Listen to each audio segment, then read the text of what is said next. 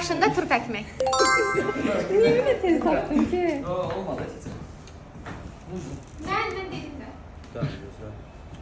Gözüm yol çəkir. Ayda düz tapdın. Sağ olsun. Sus. Sus tapamam.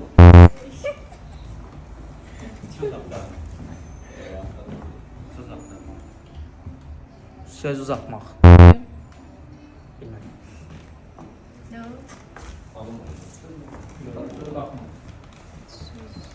Söz.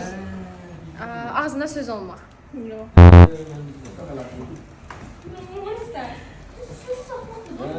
Ya. Söz uzatmaq. Ya. Sözü böyütmək. Ya.